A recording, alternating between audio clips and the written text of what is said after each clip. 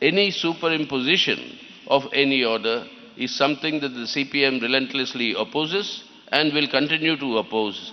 When this Modi government assumed office in 2014, in 2016, under his directions, the Law Commission, then the 21st Law Commission, yes, the last Law Commission, it conducted an exercise on the issue of Uniform Civil Code. For 2 years, talking to all sections and all stakeholders, it came to a final conclusion in 2018. I'll read out the crucial part of their report. And this, I'm quoting from the report, quote, while diversity of Indian culture can and should be celebrated, specific groups or weaker sections of the society must not be disprivileged in the process. Resolution of this conflict does not mean abolition of difference.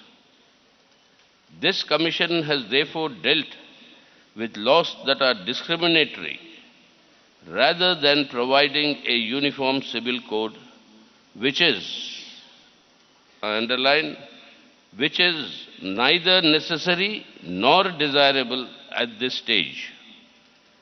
Most countries are now moving towards recognition of difference, and the mere existence of difference does not imply discrimination, but is indicative of a robust democracy, unquote.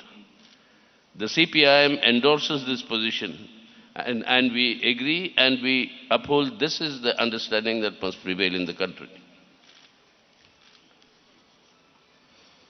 Modi government 2014 അധികാരത്തിൽ വന്നതിന് ശേഷം 2016 സർക്കാർ നിയോഗിച്ച നിയമ commission ഈ വിഷയം സംബന്ധിച്ച് uniform civil code സംബന്ധിച്ച് രാജ്യത്ത് വിപുലമായ ചർച്ചകൾ സംഘടിപ്പിക്കുകയുണ്ടായി. ബന്ധപ്പെട്ട എല്ലാവരിൽ നിന്നും അഭിപ്രായങ്ങൾ കേട്ടു. അതെല്ലാം പരിശോധിച്ചുകൊണ്ട് 2 വർഷത്തിന് ശേഷം 2018 അവരുടെ റിപ്പോർട്ട് സമർപ്പിച്ചു. ആ റിപ്പോർട്ടിൽ അവർ വ്യക്തമായി ചില കാര്യങ്ങൾ ചൂണ്ടിക്കാണിച്ചിട്ടുണ്ട്. ഒന്ന്, നമ്മുടെ രാജ്യത്തിൻ്റെ വൈവിധ്യപൂർണമായ അവസ്ഥ. ഏതു തരത്തിലുള്ളൊരു നടപടിയും അവശ്യ വിഭാഗങ്ങളുടെ അവകാശങ്ങൾ വിവേചനത്തോടുകൂടി കാണുന്ന തലത്തിലാവരുത് എന്ന് ആ റിപ്പോർട്ടിൽ ചൂണ്ടിക്കാണിച്ചു. മാത്രമല്ല, ഫൈനലായി ഒരു കൺക്ലൂഷൻ എന്ന നിലയിൽ, ഒരു അന്തിമ അഭിപ്രായം എന്ന നിലയിൽ അവർ പറഞ്ഞു, യൂണിഫോം സിവിൽ കോഡ് ഇന്നത്തെ സാഹചര്യത്തിൽ ആവശ്യമില്ല, അഭികാമ്യവുമല്ല. മാത്രമല്ല, ലോകത്ത് പല രാജ്യങ്ങളും വ്യത്യസ്തതകൾ നിലനിർത്താനും വൈവിധ്യങ്ങളുടെ സൗന്ദര്യം ഉയർത്തിപ്പിടിക്കാനും ശ്രമിച്ചുകൊണ്ടിരിക്കുന്ന ഒരു കാലഘട്ടമാണിത്. അത്തരമൊരു സന്ദർഭത്തിലാണ് ഇവിടെ ഏകീകരണം എന്ന പേരിൽ ഒരു പുതിയ ആശയവുമായിട്ട് വരുന്നത്. നമ്മുടെ ജനാധിപത്യത്തിൻ്റെ സുരഭിലമായ അന്തരീക്ഷം നിലനിർത്തുന്നതിന് പകരം ഏകീകരണം എന്ന പേരിൽ മറ്റ് ചില അജണ്ടയിലേക്കാണ് ഇവർ പോകുന്നത്. But at the same time, CPM believes that uniformity is not equality. The CPIM steadfastly champions the question of equal rights and equality, not only between men and women, that is gender equality, but equality of all human beings, irrespective of their caste, their creed, or their gender.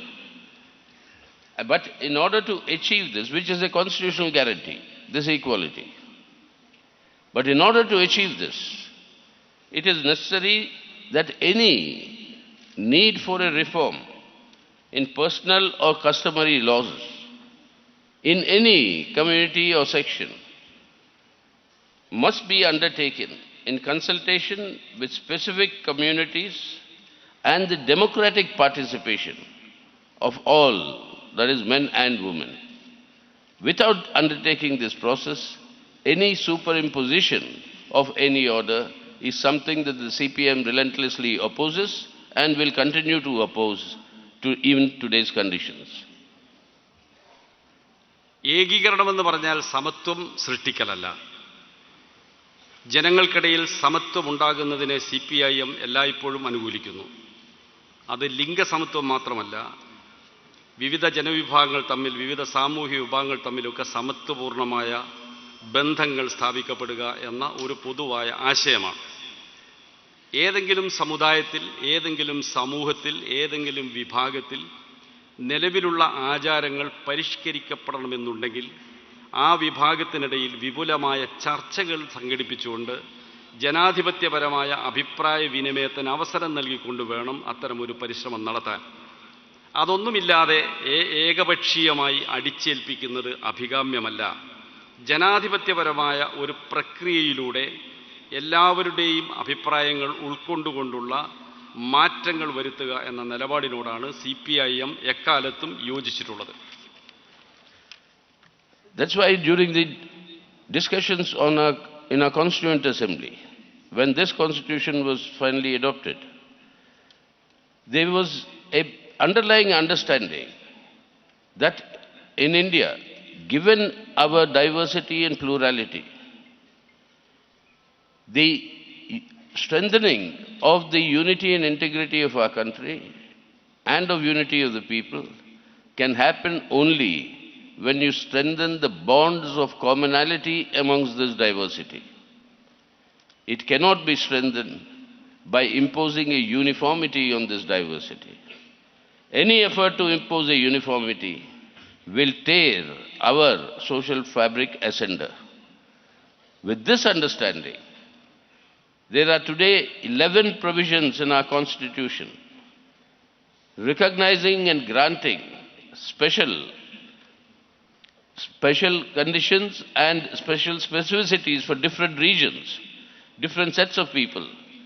That is Article 371. And then from 371A to 371J, various sections of our country, various parts, their people have different protection of different type of rights. That is the recognition of this plurality. ഭരണഘടന ചർച്ച ചെയ്യപ്പെടുന്ന സന്ദർഭത്തിൽ തന്നെ ഇന്ത്യയിലെ വൈവിധ്യങ്ങൾ, വ്യത്യസ്ത ജനവിഭാഗങ്ങൾ, വ്യത്യസ്ത സാമൂഹിക വിഭാഗങ്ങളുടെ എല്ലാം നിലനിൽപ്പ് വളരെ ഗൗരവമായ തരത്തിൽ ചർച്ച ചെയ്യപ്പെട്ടിരുന്നു. ഈ ഡൈവേഴ്സിറ്റി അല്ലെങ്കിൽ വൈവിധ്യമെന്ന് വൈവിധ്യത്തെ അംഗീകരിക്കലാണ് ഇതിൻ്റെ എല്ലാം ഉള്ളടക്കമെന്ന് ആ ചർച്ചകളിൽ നിന്നെല്ലാം വളരെ വ്യക്തമാണ്. രാജ്യത്തിൻ്റെ അഖണ്ഡതയും ഐക്യവും നിലനിർത്തണമെങ്കിൽ ഈ തത്വം അംഗീകരിച്ചേ മതിയാവും. വൈവിധ്യങ്ങൾ നിലനിർത്തിക്കൊണ്ടു പോകാൻ ആവശ്യമായ പക്വമായ നിലപാടാണ് സ്വീകരിക്കേണ്ടതെന്ന് ഭരണഘടനയുടെ വിവിധ വകുപ്പുകൾ പരിശോധിച്ചാൽ മനസ്സിലാകും. 11 വകുപ്പുകളിലായി ഓരോ പ്രത്യേക വിഭാഗത്തെ സംരക്ഷിക്കുന്ന വ്യക്തമായ വ്യവസ്ഥകൾ ഭരണഘടന ഉൾച്ചേർത്തിട്ടുണ്ട്. 371 വകുപ്പിലെ 371A മുതൽ J വരെ ഇന്ത്യയിലെ വ്യത്യസ്ത സാമൂഹ്യ വിഭാഗങ്ങൾക്ക്, വംശങ്ങൾക്ക് അവരുടെ വ്യത്യസ്തതയും ആചാരങ്ങളും സംരക്ഷിക്കാനുള്ള വ്യവസ്ഥകളാണ്. ഇതൊന്നും പരിഗണിക്കാതെയാണ് ഇപ്പോഴത്തെ ചർച്ച. And then you have from Articles 25 to 30, the 6th schedule under Article 244, the 5th schedule which gives Gram Sabhas for the tribal areas. All these constitutional provisions exist today as law in our country, and that is the recognition of our plurality. We can give millions of examples of how plural our society is, and this is not confined to any one religion or between one or two religions. It's confined, it expands and grows into differences in custom, in personal laws, in personal traditions that are adopted within the religious communities themselves to a very, very wide extent. ഭരണഘടനയുടെ 25 മുതൽ 30 വരെ വകുപ്പുകളിലും ഇത്തരം പ്രശ്നങ്ങൾ വിശദമായി ചർച്ച ചെയ്തിട്ടുണ്ട്. 5th ഭരണഘടനയുടെ 5ാം ഷെഡ്യൂളിൽ വിവിധങ്ങളായ ഗോത്രവർഗ സമുദായങ്ങളുടെ അവകാശങ്ങൾ സംരക്ഷിക്കുന്നതിനുള്ള വ്യവസ്ഥകൾ കൃത്യമായി എഴുതി ചേർത്തിട്ടുണ്ട്.